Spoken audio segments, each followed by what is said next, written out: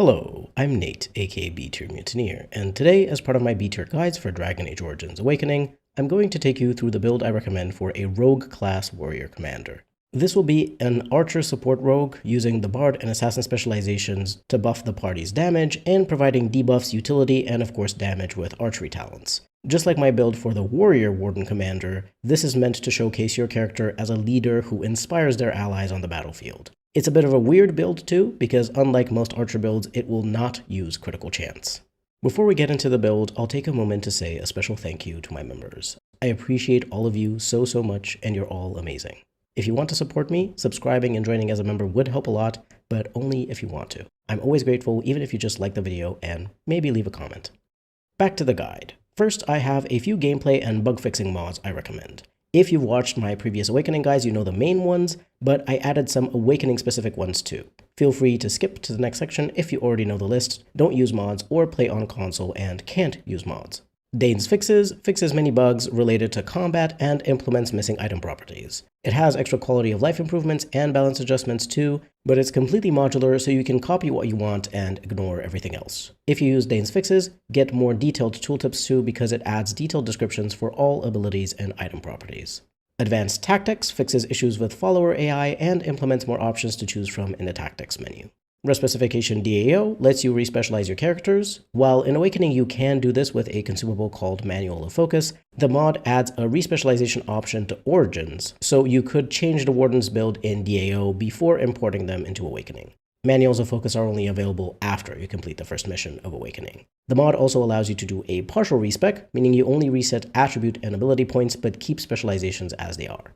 For Awakening specifically, I also recommend some bug fixes and tweaks. The most important ones are Awakening fixes and tweaks, Awakening encounters renovation, Awakening Silverite Mines bug fix, and Awakening runes fix. And then there's two other bug fix mods that are also good but not as important in my opinion. Awakening endgame cutscene fixes and Bombs Away quest fix. The links to all of these mods are in the description.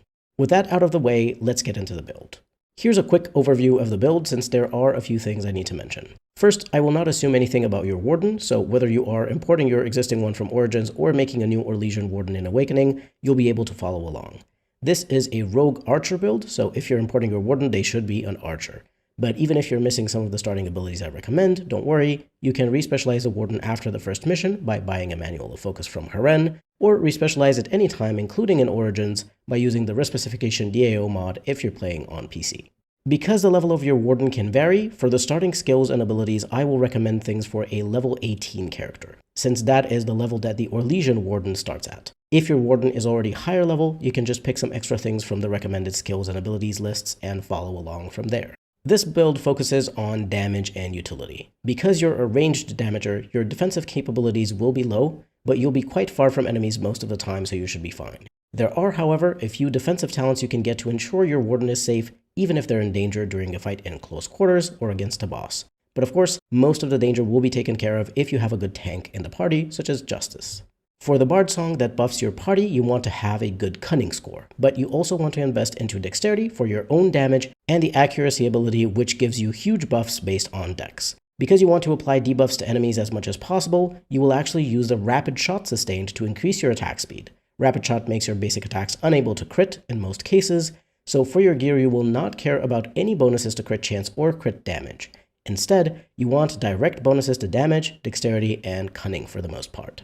You don't need a lot of stamina for this build because you're only using a few good activated talents, but bonuses to stamina or willpower on gear are always decent to have. There's no real need for stamina regeneration since you won't have any sustained abilities with penalties to regen, so you can keep gear with those bonuses for other party members. I created this build with the idea that you may want to use it alongside Nathaniel so you can give him the highest crit chance items while going mostly for bonuses to attributes for yourself. Here are the starting attributes you should aim for. 24 strength for the highest tier light armors, or no points in strength if you use the dexterity light armors mod like I do, which makes light armor pieces require dexterity to equip instead of strength. 40 dexterity for a good starting attack score, bonuses to damage, as well as being able to unlock most archery and rogue talents. We'll upgrade it further later, but this is a great starting base.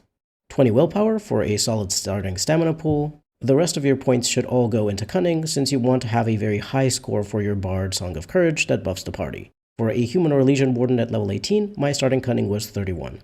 For starting skills, you first need to ensure you have these two maxed out: Combat Training and Coercion. Combat Training is crucial for rogues and warriors because each rank in the skill unlocks a new tier of weapon style talents, so to get the highest tier talents you need this maxed out. In addition to unlocking talents, the 2nd, 3rd, and 4th ranks of Combat Training also grant the character some additional bonuses: plus 0.5 combat stamina regeneration, plus 2 attack, and finally plus 1 armor and plus 4 attack. Coercion is technically speaking optional because it allows you to persuade, intimidate, and lie to NPCs in dialogue. Usually, I recommend maxing this out because it helps you have these additional options for roleplaying, but if you want to roleplay a Warden Commander who is very bad at talking to people, then of course feel free to skip Coercion entirely. Just keep in mind that you might lose out on some quest rewards and outcomes. With your Legion Warden at level 18, you'll have 5 more skill points because rogues get a skill point every 2 levels instead of every 3 like the other classes. You can put these points into combat tactics, survival, or a crafting skill or 2. I'm assuming you will likely want to control your Warden most of the time, so combat tactics isn't necessary for extra tactic slots unless you're going to mainly be controlling someone else, like a mage. Survival gives you a bit of nature resistance, which you don't really care about as an archer, but it does also allow you to see enemies on the map, so you're able to plan for difficult fights ahead of time. So thematically, it's a good skill to have on your commander. For the crafting skills in general, I recommend for you to max them out on a companion that you either don't plan on using often in the active party, or a companion who starts with some ranks in that specific skill already. Valana, for example, has 2 ranks in Herbalism, so you don't need Herbalism on anyone else. Anders has 1 rank of Rune Crafting, and Nathaniel and Sigrun have 1 rank of Poison Making each. However, since you don't really care about any of the other skills later, other than maxing out Clarity, you can absolutely get a crafting skill on your Warden. Personally, I would go for the Rune Crafting skill because in Awakening you need to craft all the higher tier runes, since otherwise you can only buy tier 1 runes. But keep in mind you can only get Rune Crafting rank 1 once you're at level 20, since for some reason this skill is level gated. So if you want Rune Crafting, just pick something else when creating your character, and respecialize later to get the skill you want. Poison Making is fine if you want to use grenades for some ranged AoE damage, but you only need to invest 1 point to use them. You can have a rogue companion craft them, or only use the grenades you find as loot or buy from merchants. For starting abilities, here's what you should have. From the rogue tree, Dirty Fighting, Combat Movement, Below the Belt, Deadly Strike only to unlock Lethality, Lethality, Evasion, and max out the Deft Hands row for lockpicking and disarming. Dirty Fighting is an activated talent that stuns the target without a resistance check, so unless the enemy is completely immune to stuns, it's guaranteed. This is super useful to have on any rogue, even an archer, as a defensive ability when an enemy starts attacking you in melee, so you can either kill them before they shake off the stun or run away. This is also the most effective ability to counter an ogre or dragon's grab attack, because the stun effect is coded to always end a grab, even if the enemy is immune to stun. Combat Movement is a passive that grants bonuses to flanking attacks on enemies, broadening the angle which counts for flanking, giving you up to plus 20 attack to the strike instead of plus 15. You also get some crit chance bonuses, but you don't really care about those for this build. Below the Belt is an activated talent that kicks the target in melee, dealing normal combat damage and imposing penalties to the target's defense and movement speed unless it passes a physical resistance check against the rogue's cunning. You can use this as an archer to deal a high amount of damage to an enemy in melee range because the damage of this talent scales with dexterity. You may even impose those extra penalties on the target because your cunning score is also pretty high. Deadly Strike is a damaging talent that requires a melee weapon, so you won't be using it, but you need it to be able to unlock Lethality. Lethality is a passive that allows the rogue to use their cunning score instead of strength as an attribute modifier for the damage of their weapons, if their cunning is higher. It also grants 10% to melee crit chance, but as an archer you don't care about that. However, this will still increase the damage of your bows because it scales with strength and dex 50-50, just like for daggers. Evasion is a passive that grants a special 20% chance to dodge attacks, which is accompanied by a dodge animation. You also get a 20% chance to resist stuns, knockdowns, and slip effects. That includes normally unavoidable effects from ram and scattershot. Some players will say that the evasion animation is annoying and not worth the dodge chance, but personally, I don't see a problem with it. If you're on PC, if you have Dane's Fixes, there is a balance tweak that removes the animation. Up to you if you want to use the mod tweak. I personally like the dodge animation because it's cool to actually see my character dodging an attack. If you don't want to use this passive, just pick up another archery talent. The Deft Hands row is all passive bonuses to help you more easily lockpick chests and doors and disarm traps. Since you don't need all that many ability points on this archer, you can absolutely max this out. From the archery tree, melee archer, pinning shot, crippling shot, rapid shot, shattering shot, suppressing fire, and scatter shot. Melee archer is a passive that allows your character to keep firing their arrows without interruption, even when getting attacked. It's super important to have this because you might get hit in some situations, especially when fighting in cramped areas. Pinning shot fires an arrow to the target's legs, pinning it in place for 8.5 seconds unless it passes a physical resistance check against the attacker's cunning score, and slowing movement speed by 50% otherwise. Any enemy under boss rank shouldn't be able to resist this effect, but I'm unsure if that's actually the case on Hard and Nightmare. With Dane's fixes and more detailed tooltips, it certainly seems to be the case. Still, it's a useful talent to disable an enemy for a long time, so it's great for utility. If the pinned target is dealt damage, the effect is removed, so this is best used against targets at a long range, such as archers or mages. You will also have fairly high cunning with this build, so even if the enemies under boss rank can resist it on higher difficulties, you will be more likely to apply the effect anyway. Crippling shot fires an arrow that debuffs the target for 20 seconds with -10 attack and defense if it hits. This is a pretty nice ability to use on physical elites and bosses, since the debuff duration isn't based on the enemy's rank. Don't use it on normal or critter enemies, since those die too quickly for the debuff to be worth it. Rapid shot is a sustain that reduces your aim animations by 1 second, or 3 if you have the Master Archer passive, but it causes your hits to have 0% crit chance. This will be one of the main sustained abilities we use for this build, because you want to have maximum attack speed to be able to apply as many debuffs to enemy attack with suppressing fire as you can. Plus, your base damage will be very high, so your quick attacks will deal plenty of damage even without being critical. Keep in mind that certain abilities can still crit when you're using Rapid Shot, such as the auto-crit talents Critical Shot and Arrow of Slaying. Furthermore, if a mage companion casts Death Hex on an enemy, that will force all of your attacks to become crits on them. So you can still cause critical hits on enemies if you need to, like if, for example, they're frozen or petrified and you want to try to shatter them. Shattering Shot is an activated talent that deals normal damage if it hits and reduces the target's armor by 10 for 20 seconds. Master Archer improves the penalty to -20 armor. Critter and normal rank enemies are also briefly knocked down, but you'd be wasting this ability on them. This is useful against bosses and tanky elites, and it's one of the main support abilities you'll use to increase your party's damage against a high-value enemy for the next 20 seconds. Suppressing Fire is a sustain that causes each of your shots to apply a penalty of -7.5 attack for 10 seconds. The time is adjusted by enemy rank. This penalty can be applied multiple times on the same target. This is another essential talent for the build, combined with Rapid Shot to shoot enemies quickly, and also combine it with Scatter Shot to apply the debuff twice to multiple enemies at the same time. Scatter Shot is an activated talent that fires an arrow that automatically hits the target, stunning it and dealing normal damage. The arrow shatters and hits all nearby enemies with the same effect. The stun isn't very long, but it can't be resisted unless the targets are immune to stuns, so you have amazing AoE damage and CC. This ability also has +15 bonus damage added to the hit. This bonus damage is dealt as a separate instance, so that means the attack debuff of Suppressing Fire will be applied twice to each target. The two specializations I recommend you start out with are the Bard and the Assassin. You will want all the Bard abilities and only the first Assassin ability. The Bard has great utility for the party, providing good damage and crit buffs for your allies. You can also cause disabling effects on enemies. Unlocking the specialization grants +2 willpower and +1 cunning, which isn't bad, but it's not as good as the bonuses you'll get from unlocking the other specializations. Still, the Bard shines when it comes to utility. Unlock all 4 talents. You will be using Song of Courage and Distraction most of the time, but you may also use Captivating Song now and then. Song of Valor isn't useful since you can only use one song at a time, and the bonuses to mana or stamina regen it provides are too small. Distraction is an activated talent that dazes a target for 5 seconds if it fails a mental resistance check against a rogue's cunning, and also resets threat for all party members on that target. It forgets who it was focusing, so you have time to reposition your party members.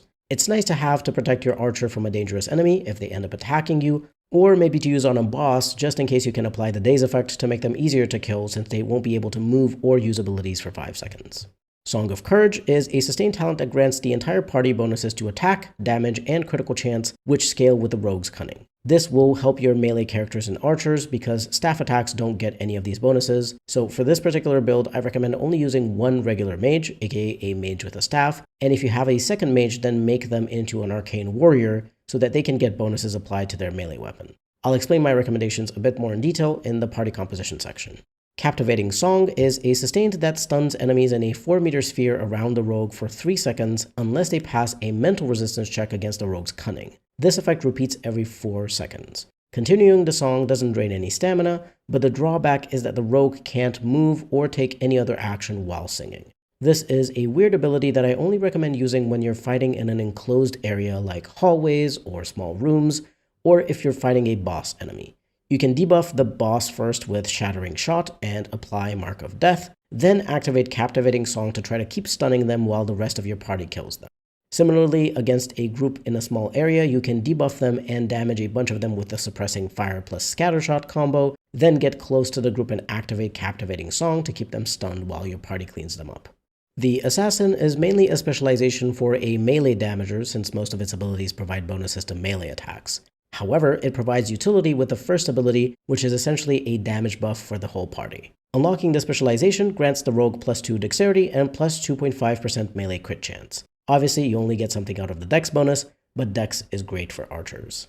Mark of Death is an activated talent that marks the target to receive 20% more damage from all sources for the next 20 seconds. You want to use this on bosses and elites so that your entire party deals extra damage to them and you kill them faster. Do note this doesn't stack with itself, so if another rogue already used Mark of Death on an enemy, wait until it expires and reapply it after, or just use it on a different enemy. Moving on, your Warden Commander's starting gear will obviously vary if you import a Warden from Origins, so the only thing I can discuss here is the default gear you get if you make an Orlesian Warden, or if your Warden from Origins doesn't have gear or their gear is too low level. Commission is a tier 7 longbow with a measly -0.1 second rapid aim, +3% ranged crit chance, and +4 attack. It's a bad bow, replace it as soon as you have something better. If you have any DLC bows, equip them immediately instead of this. It's barely better than a basic weapon. Warden's Companion is a tier 7 longsword with 3 rune slots, +2 dexterity, +0.5 armor penetration, +4 attack, and +6 damage versus Darkspawn. Twin Blade is a tier 7 dagger with 3 rune slots, +1% melee crit chance, +0.5 AP, +2 attack, and +1 cold damage. You get 2 daggers. You don't care about using melee weapons, so these are useless to you. You can sell them to make a bit of money once you complete the first mission because they're restricted to the Warden Commander only. Your armor is a tier 7 light set called the Grey Warden Light Armor Set, comprised of helmet, chest piece, gloves, and boots. The name of your chest piece will be different based on whether you import your Warden from Origins or have an Orlesian one, but otherwise the stats are the same. The set bonus is +2 dexterity and +6 constitution, which isn't that great since you really only care about the dexterity out of these bonuses, so feel free to replace any of the armor pieces as soon as you find something better. The helmet grants +2 cunning and +3 defense, which is pretty good since cunning is the main stat you're looking for, but there will be a better helmet you can get your hands on later. The chest piece grants +2 dexterity, +4 armor, and +0.5 combat stamina regen. Not bad, but there are far better chest pieces, so replace it as soon as you have one of them.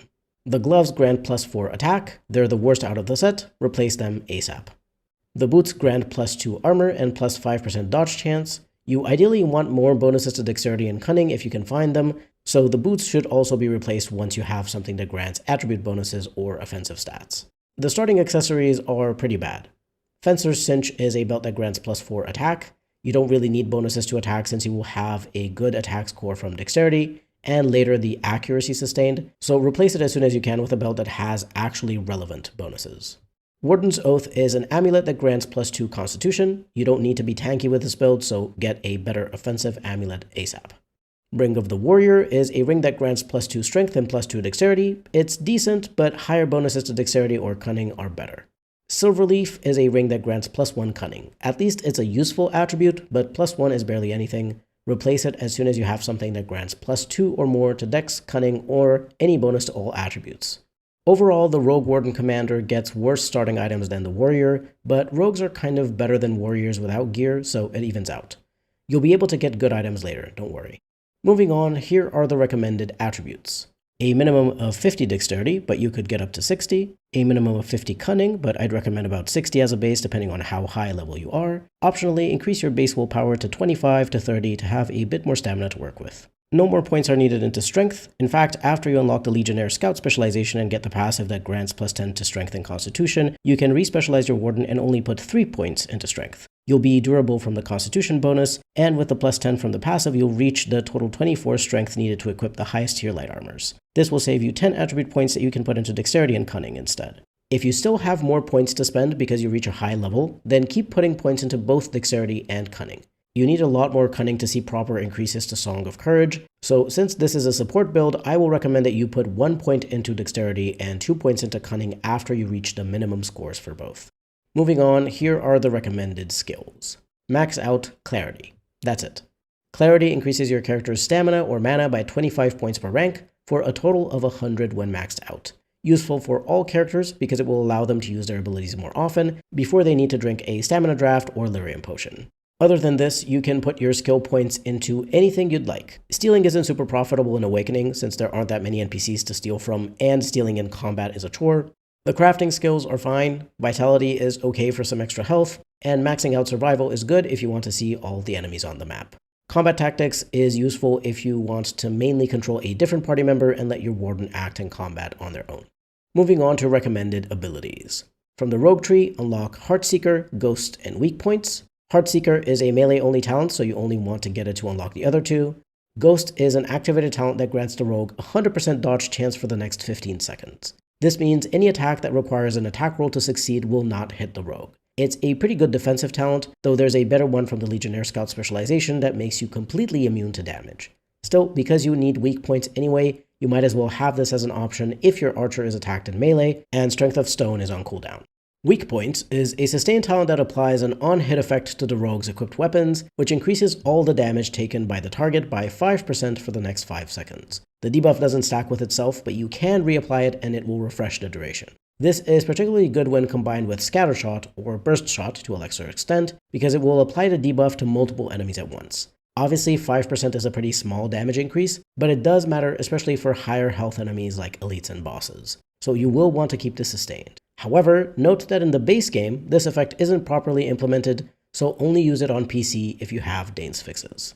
From the Archery tree, unlock Accuracy, Critical Shot, Arrow of Slaying, and Aim and Defensive Fire to be able to get Master Archer. Accuracy is a sustain that grants the archer bonuses to attack and damage equal to their dexterity minus 10, and bonuses to ranged crit chance and ranged crit damage equal to their dexterity minus 10 times 0.5%. For this build, you're just interested in the attack and damage bonuses, which are frankly huge, especially if you have a bunch of bonuses to dexterity on your gear too. Critical Shot fires an arrow that's an automatic crit if it hits the target. This shot also gets plus 10 to armor penetration. Like any auto crit ability, this is great to use in order to shatter frozen or petrified enemies, but it will also deal a high amount of damage and it can likely kill an elite or lower ranked target outright. Arrow of Slaying is another auto crit if it hits, and it has an inherent plus 5 attack bonus. If the strike connects, not only is it a crit, but it deals double the normal critical hit damage, and the weapon damage is maximized. After using this ability, the archer suffers a penalty of minus 1 stamina generation for 10 seconds, so do be careful when using this if your stamina is already low, because if it reaches 0, all your sustained abilities will be deactivated. Also note that this talent takes 3 seconds to cast, which is a very long time, so use it sparingly. Aim is a sustained talent that doubles your critical chance from gear and ability bonuses and grants plus 10 attack, plus 2 damage, and plus 3 armor penetration while increasing aim time by 1.5 seconds. You can only have one sustained active out of Rapid Shot, Aim, and Defensive Fire, and we'll be using Rapid Shot for this build so you don't care about Aim. Defensive Fire is a sustained talent that grants plus 15 defense while active, but increases aim time by 1.2 seconds. Same thing as with Aim, it's mutually exclusive with Rapid Shot and Aim, and we're using Rapid Shot. You just want these to unlock Master Archer. Master Archer is a passive that grants bonuses to many archery talents. Aim receives a bonus of plus 5 attack, plus 2 armor penetration, and plus 1 damage. Defensive Fire gets plus 15 defense. Crippling Shot and Arrow of Slaying get plus 15 to attack each. Critical Shot gets plus 10 armor penetration. Rapid Shot gets an increased aiming speed bonus of 100%. Shattering Shot provides an additional minus 10 reduction to the target's armor. Finally, this passive eliminates the penalty to ranged attack speed when wearing heavy chest armor, although massive chest armor still carries the penalty. You don't need to worry about heavy or massive armor pieces for this build, but that effect can be useful for warrior archers or weirder rogue builds. The final specialization I recommend is the Legionnaire Scout. This is because it has an amazing defensive ability called Strength of Stone that will make you completely immune to damage for 15 seconds. Just to ensure you're safe if something goes wrong in a fight, this is pretty much essential on any rogue in Awakening because it's that good. The bonuses you get from unlocking this specialization are +2 dexterity and +1 damage, which are great for any rogue. The first two abilities are essential, best to get pretty much right after you unlock accuracy. The final two are optional. Mark of the Legion is a passive that grants a huge bonus of +10 strength and +10 constitution. The strength is good since it will allow you to equip light armors without needing to waste points into strength yourself. That is, if you're using base game rules and light armors have strength requirements. Constitution is always nice to have for free. You get extra health and physical resistance, so you can be a bit more durable if you get attacked every once in a while, and you'll also be more likely to resist physical effects like stuns, knockdowns, and slip effects. Strength of Stone is an activated talent that grants immunity to damage for 15 seconds, and all physical resistance checks always succeed. With Blessing of the Ancestors, you'll also be immune to spell effects for the duration. That does include friendly spell effects, but since you're immune to damage while this is active, that doesn't matter much. Other than the damage immunity, the best part about this talent is that Overwhelm is also completely negated by this, so you'll be able to easily fight Darkspawn Childers and Werewolves who usually use this ability that is otherwise unavoidable unless interrupted. These are the essential abilities I recommend for the build. If you get to a higher level and have more points to spend, then here are a few more optional talents to unlock.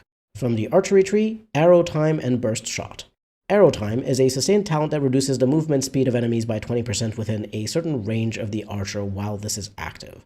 This mode has a huge stamina regen penalty of -10 though, and while the effect is neat, I don't think this is worth using unless you're doing something funky. You just want it in order to unlock Burst Shot.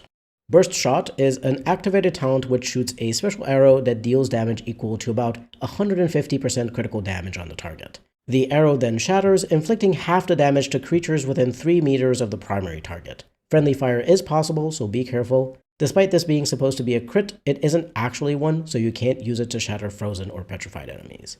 I would only use this against enemies that are tightly grouped together, otherwise you have the much better Scatter Shot to damage and stun a larger group with. From the Legionnaire Scout, Endure Hardship and Blessing of the Ancestors. Endure Hardship is a sustain that causes any damage you take to deplete stamina instead of health. You won't get attacked often as an archer, plus you already have Strength of Stone and Ghost to protect yourself, so you're only unlocking this to get the final ability. Blessing of the Ancestors is a passive that upgrades Strength of Stone to also provide immunity to spell effects for its 15-second duration. For some reason, this will also affect Bard abilities like Song of Valor or Song of Courage, but it's just for 15 seconds while you're protecting yourself from dangerous enemies. Moving on to recommended gear. As part of recommending items for Awakening, I'll mostly recommend items you can obtain in Awakening. I can't usually recommend DAO items because you don't always import your Warden, and even if you do, it's not guaranteed you'll have every item in your inventory. I will mention something from DAO if I think it would be particularly nice, or if Awakening doesn't have enough good options. But otherwise, you'll have to figure out for yourself whether an Origins item is suitable for the build. To make that easier, I'll explain the main bonuses to look for. Generally, you want bonuses to all attributes, dexterity, and cunning. Bonuses to willpower and stamina are also decent, so you have a bigger stamina pool to use for activated abilities, but they're not a high priority. On weapons, any bonus damage is great, as are bonuses to dexterity and cunning. Armor penetration and attack are nice, but not essential. On armor, you'll mostly want bonuses to dexterity and cunning. Any other utility or defensive stats such as armor, defense, dodge chance, physical resistance, willpower, or stamina, and the like are good, but not as important. For accessories, you want bonuses to all attributes, dexterity, and cunning. Now that you know the general stats to look for on gear, here are my personal item recommendations. Here are the best weapons. The Sorrows of Arlathan is a tier 9 longbow with +5 damage, +10% ranged crit chance, +4 AP, and a -1 second rapid aim. You should have it in your inventory from the start of the game if you completed an achievement in the Witch Hunt DLC. This, together with Heartwood Bow, are the best weapons to use on this build. Heartwood Bow is a tier 9 longbow with +5 dexterity, +5 cunning, a -0.3 second rapid aim, +5% range crit chance, and +6 attack. You can have Master Wade crafted for you as part of the Heart of the Forest side quest if you choose to craft the bow instead of the shield. You'll need Heartwood from a boss enemy in the Winding Wood, as well as some other items from the Black Marsh and Amaranthine, plus a Grandmaster Lightning rune which you'll have to craft yourself or have imported with you from Origins. Brigand's Bow is a tier 7 shortbow with +6 AP, +10 attack, and +15% crit damage. It's a promo DLC item you should have in your inventory from the beginning of the game. It's not nearly as good as the other bows on this list, but it is better than your starting weapon, so you can use it if you don't have the Sorrows of Arlathan until you get a better bow. Chastened Arm is a tier 7 longbow with +3 damage and +8 attack. You can obtain it in the Turnable Estate area as part of the side quest Far Afield. Because you can obtain this early, it's a good option if you don't have or don't want to use DLC bows. As a special mention, Dragon Spite is a tier 8 short bow with plus 4 damage, a minus 0.5 second rapid aim, reduced hostility, plus 10 attack, and plus 20 damage versus dragons. You can obtain this by completing the puzzle to open the warded door in the Architect's Lab in the Silverite Mine during the Righteous Path main quest. The reason this bow is a special mention is that it's particularly good against dragons, the ones you will encounter in the Silverite Mine, as well as the Queen of the Black Marsh in the Black Marsh and the High Dragon in the Dragonbone Wastes. Otherwise, in most fights, the longbows I recommended are better because they have higher base damage and also more bonuses. This is kind of equal to the Chastened Arm longbow though, since it has plus 4 damage instead of the longbow's plus 3, which makes it on par in terms of damage. And the attack bonus is greater on Dragon Spite, so it's an upgrade over Chastened Arm, but the Sorrows of Arlathan and a Heartwood bow are still much better. Moving on to armor. Here are the best chest pieces. Battle Dress of the Provocateur is a tier 9 light chest piece with 3 rune slots, plus 6 dexterity, plus 5 armor, plus 15% dodge chance, plus 1 combat stamina regen, and plus 50 stamina. You should have it in your inventory from the beginning of the game if you completed an achievement in the Liliana's Song DLC. Vest of the Nimble is a tier 8 light chest piece with 3 rune slots, plus 5 dexterity, plus 5 cunning, and plus 1 armor. It's unfortunately only a rare drop from Crow Assassins you may encounter on Old Stark's farm as part of the A Brewing Conspiracy questline if you paid the Dark Wolf for info, the Burning Bridge random world map encounter, or the And You Esmeralda side quest if you didn't get the info from the Dark Wolf. I'm unsure if any of the bug fix mods changed this to be a guaranteed drop from somewhere, so if you get lucky it's a good chest piece, but otherwise just use one of the other ones. The Bear's Embrace is a tier 7 light chest piece with 3 rune slots, plus 3 dexterity, plus 1 armor, and plus 5 physical resistance. You can loot it from the Prisoner's Effect chest in the dungeon area of Vigil's Keep. It's Nathaniel's starting gear, but you can use it for yourself even if you don't recruit him, since you can just take it from the chest. It's slightly better than your starting armor due to the 1 extra point of dexterity. Just offering this as an option if you don't want to use the battle dress and don't get lucky with the vest.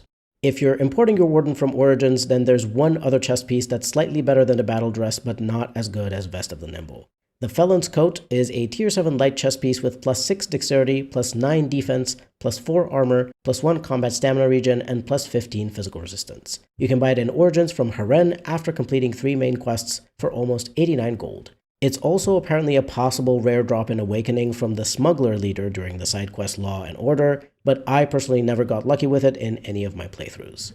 Here are the best helmets. Your starting helmet is surprisingly good for the early game due to the bonus to Cunning, but you ideally want more attribute bonuses. Cap of the Nimble is a tier 9 light helmet with plus 6 Cunning, plus 2 armor, plus 20% spell resistance, and plus 10 mental resistance. You can buy it from Uriah in the throne room of Vigil's Keep for a bit over 165 gold, but only if you upgrade his stock twice. Quicksilver is a tier 9 light helmet with plus 6 Cunning, plus 9 defense, and plus 5% dodge chance. You can loot this from a bone pile in the Dragonbone Wastes towards the end of the game.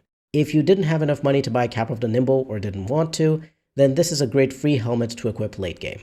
If you're importing from Origins, you have one great helmet. Helm of Hanleith is a tier 2 heavy helmet with plus 2 to all attributes and plus 3 armor. It's from the Stone Prisoner DLC, and it will only import on PC, unfortunately not on consoles. However, pretty much everyone likes this helmet, so you may prefer to give it to them instead of your Archer Warden. Here are the best gloves. The Slippery Ferret's gloves are tier 9 light gloves that grant plus 4 dexterity, plus 8 cunning, plus 1 armor, and plus 10% ranged and melee crit chance. You can loot them from a dragon thrall at the end of the main quest, The Righteous Path. Trickster's gloves are tier 8 light gloves with plus 3 dexterity and plus 4 attack. You can loot them from a smuggler's cache as part of the Law and Order quest in Amaranthine. You have to side with the guards.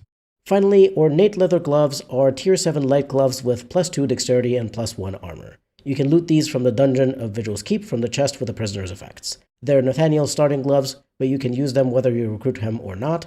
You just need to loot the chest. Obviously, the first 2 gloves are better, but these are certainly better than your starting ones.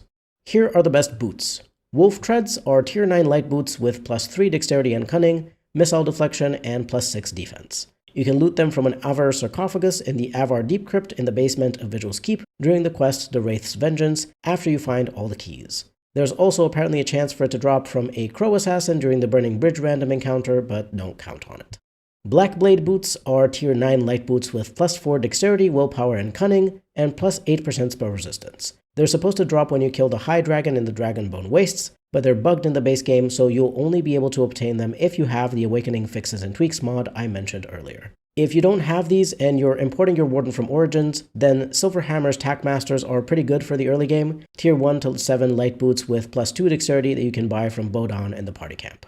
Another decent option in the early game if you're importing your Warden from Origins are the Kadash Stompers, tier 6 medium boots with +2 dexterity, +2 armor, +2% ranged and melee crit chance, and increased hostility. You can obtain these as part of Shale's personal quest, obviously with the Stone Prisoner DLC. Unfortunately, they don't import into Awakening on consoles, so you can only use these on PC. Moving on to accessories, here are the best belts. Gladiator's Belt grants +2 strength, dexterity, and willpower, and +4 attack. You can obtain it during the Tears in the Veil quest in the Black Marsh by completing the puzzle in the Fade. You'll be able to loot it when you're back in the real world from the Runic Pedestal. Cinch of Skillful Maneuvering grants +2 to all attributes, +14% spell resistance, and +15% dodge chance. You'll have it in your inventory from the beginning of the game if you complete an achievement in the Witch Hunt DLC. While the +2 to all attributes is great, the other two bonuses are defensive in nature and are better on a melee character. So I don't recommend using this on your archer unless you for some reason really want to. Panacea grants +3 dexterity and +25% to healing effects received. You can buy it from Haren in the Courtyard of Vigil's Keep for 9 gold and 78 silver. The only belt from Origins that is worth using if you're importing your Warden is Andruel's Blessing, which grants +2 to all attributes, +20% nature resistance, +2 combat mana or stamina regen, and +10 physical resistance. I'd rather use this on a warrior, arcane warrior, or mage, but you could also use it on your archer Warden for the all attributes bonus. You can buy it in Origins from the Circle Tower Quartermaster for 106 gold and 2 silver. As a special mention, Doge's Dodger grants +4 strength and dexterity and some missile deflection. You can obtain it in the final main quest from Utha if you don't side with the Architect. I don't usually mention this because you get it just a bit before confronting the final boss, but it's a decent upgrade if you're not using one of the belts with bonuses to all attributes. Here are the best amulets. Spirit Cord is a rogue amulet with +3 dexterity and cunning, +15% nature resistance, and +5% spirit resistance. You can find it in the locked chest in Kristoff's room at the Crown and Lion Inn in Amaranthine. It's actually great for this build since it gives you both dex and cunning, and it's free. So you can use the other amulets that have more total bonuses for your main damager or tank. But if you want a few more options, here they are. Illumination grants +3 to all attributes and +10 mental resistance. You can obtain it by completing the Simple Stone puzzle in the Wending Wood. Seeker's Chain grants +2 to all attributes, +1 combat health regen, and +3 defense. You can buy it for 10 gold and a half from Glassrick and Amaranthine. And Pearl of the Anointed grants +2 to all attributes, and it's a free promo DLC item you should have in your inventory from the beginning of the game. Finally, here are the best rings. Ring of Subtlety is a rogue ring with +3 dexterity and cunning. It's a quest reward for the side quest The Long Buried Past. Corin's Proposal grants +2 to all attributes and is a quest reward for the side quest The Trail of Love in the Black Marsh. Dusk Ring grants +3 cunning and -1 strength. Nathaniel starts with this ring equipped, so you can nab it from him in Awakening. Otherwise, if you're importing your Warden from Origins, you can obtain a copy from a chest near the abandoned campsite in the West Mercillian Forest near the Grand Oak.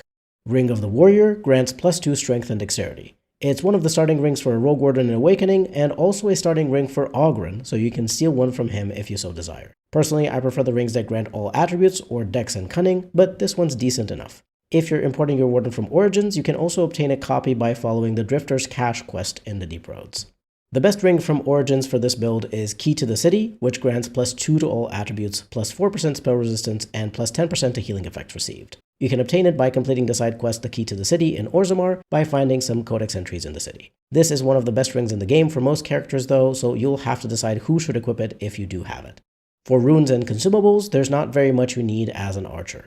The only runes you can use are armor runes, and you'll have to craft higher tiers of those yourself, so they are an investment of money for materials and recipes and skill points into rune crafting. If you want to craft runes for your Warden and companions, I recommend first and foremost focusing on weapon runes for any melee characters you have, and only afterwards on armor runes, since in general, armor runes only provide defense or utility. The only armor rune I'd recommend for this build is the Reservoir rune, because it grants willpower, which will give you extra stamina. You don't really need it because you'll likely have some bonuses to willpower or all attributes and stamina on some pieces of gear, so you'll have enough stamina to use activated talents. Plus, in Awakening you have access to stamina drafts, which you can just drink whenever your stamina gets low. But if you really want to, then get 1 or 2 medium to high tier Reservoir runes for the extra stamina if you have nothing better to do with your gold.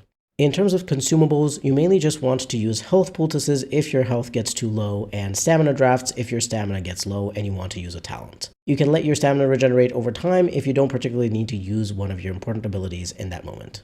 Grenades aren't necessary unless you're doing some kind of challenge run or you're playing on Nightmare and feel like you need the extra AoE damage to kill enemies faster. If you want to use grenades, use the ones that are good against the particular enemy type you're up against. Firebombs against Darkspawn, Undead, and Sylvans. Acid flasks are generally good against humans, elves, and dwarves, but not good against most other enemies because they have resistances or even immunities to nature damage. Undead in particular are immune. Shock bombs are good against most enemies since very few are resistant to electricity damage, but don't use these against the Queen of the Black Marsh because she's immune to electricity. Freeze bombs are fine against most enemies, but don't use them against undead because they're highly resistant or in some cases immune. And Soul Rot bombs are good against most enemies other than the Darkspawn Disciples, who are highly resistant to spirit damage. I wouldn't personally craft these grenades myself, other than maybe a few fire bombs, or using the special bombs the Dwarf and Vigil's Keep can craft for you if you bring him Lyrium Sand. Finally, let's talk about tactics and party composition. In terms of party composition, my general recommendation will always stay the same: one tank, one mage, and at least one ranged character, whether archer or mage. By tank, I mean a character who can draw enemy aggression away from their squishier allies. Normally, this is a warrior who can use Threaten, Taunt, and Grievous Insult to generate more threat towards enemies, though an arcane warrior mage can also act as an effective tank without these warrior talents if they use certain spells that draw a lot of threat. Mages are always useful no matter your party composition, whether for damage, healing, buffs, debuffs, and disabling effects. They're super versatile and powerful, and so unless you're doing a challenge or roleplay run of some sort where you're limiting yourself to not using magic, I highly recommend having at least one mage in your party. As for having a ranged character, it's mostly due to the fact that if you have a full melee party, your characters will get stuck a lot in corridors and other cramped spaces, trying to maneuver around each other instead of attacking enemies. It's pretty annoying, and you can avoid this positioning problem by having a mixed range party with at least one ranged character, if not two. It's also very nice to have ranged abilities and attacks because it means you'll be able to start damaging and affecting enemies much faster, without needing to run up to them to do so. Obviously, your Warden Commander will be an archer with this build, so that's one ranged character already, but you can definitely have 2 or even 3 ranged characters, mages included, and it can be a fun kind of party composition. For this build specifically, I recommend only having one regular mage with a staff, because your Bard ability Song of Courage gives bonuses to damage, attack, and critical chance, and none of these apply to magic staves. It's fine to have one such mage, of course, because mages are just that powerful, but to make the most out of your Bard buff, make sure the other 2 companions you bring along are using melee weapons or bows. However, this is all the advice I have for party compositions. Ultimately, it's up to you who you choose to bring along, because you should have a party you feel comfortable playing, and which includes the companions you like. My recommendations are just suggestions based on my experience and playstyle preferences, so don't take them as rules, especially if you're playing on easy or normal. Pretty much anything can work. For your Warden's tactics, you will be mainly focusing on a few strong abilities that buff you and your party, a few abilities that debuff enemies, and a couple of high damaging ones. First up, the sustained talents. We're not using too many: Song of Courage, Accuracy, Rapid Shot, and Weak Points. Make sure these stay active at all times. Optionally, you may want to activate Captivating Song in some fights when you're fighting a group of enemies or a boss in a small area. Get close to them and activate Captivating Song, which should stun them every 4 seconds. You could try to disable them first with Scattershot or another companion's ability such as a Mage's Blizzard or Mass Paralysis. If you want to keep your archers safe while this is happening, activate Strength of Stone first so that for the first 15 seconds you're immune to all damage. You could also have a mage cast Force Field on you since you can't move while Captivating Song is active anyway, and Force Field will also make you immune to damage. If you're fighting a boss, remember to debuff them first with Mark of Death, Shattering Shot, and potentially Crippling Shot. For the activated talents, I'll start with the support and defensive ones, then tell you which of the damaging ones are worth using and when. Mark of Death should generally be used on boss enemies to increase your party's damage to them by 20%. If there isn't any boss in a combat encounter, then use this on an elite enemy or a dangerous normal enemy such as a spellcaster to kill them faster. Shattering Shot and Crippling Shot should be used on bosses or physical elites, aka warrior or rogue enemies with yellow names. There's no point in debuffing normal rank enemies or spellcasters because they will die quickly enough that these debuffs are wasted on them.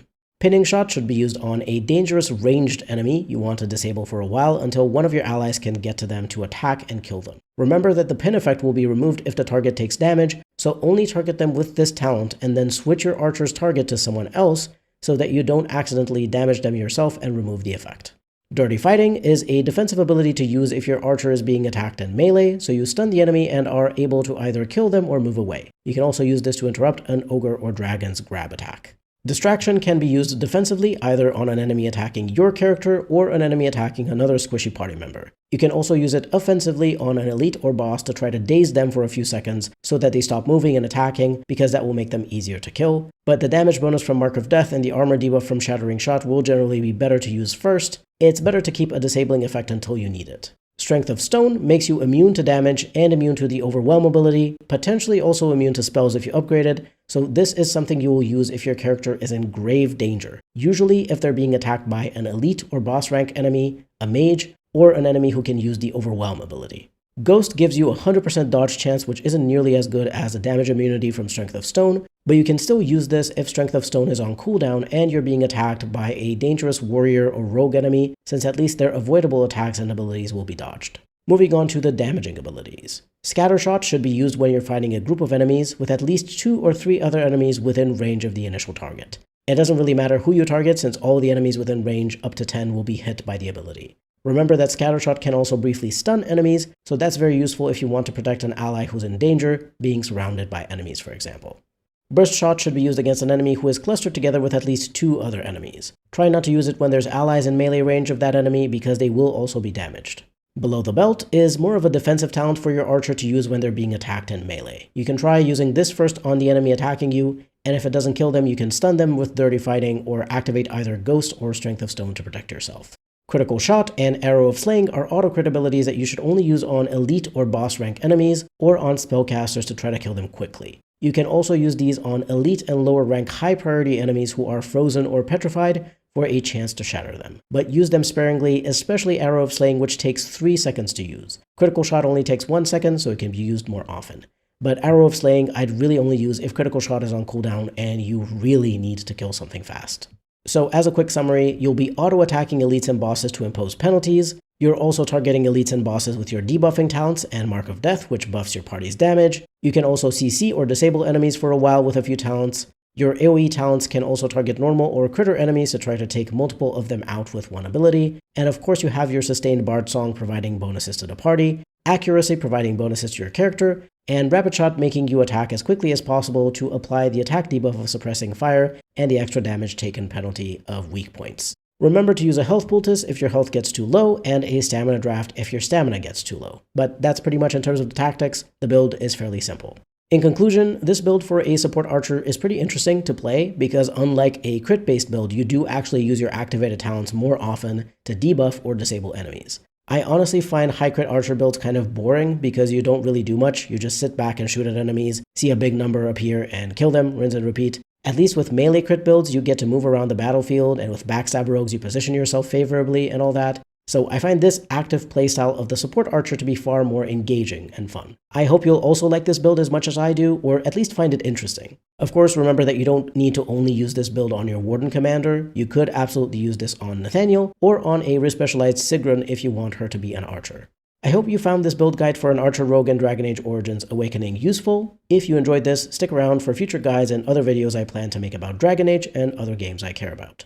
Feel free to leave a like, comment, subscribe, or maybe become a channel member. Everything helps. This has been B-Tier Mutineer. Thank you very much for watching, and I'll see you next time.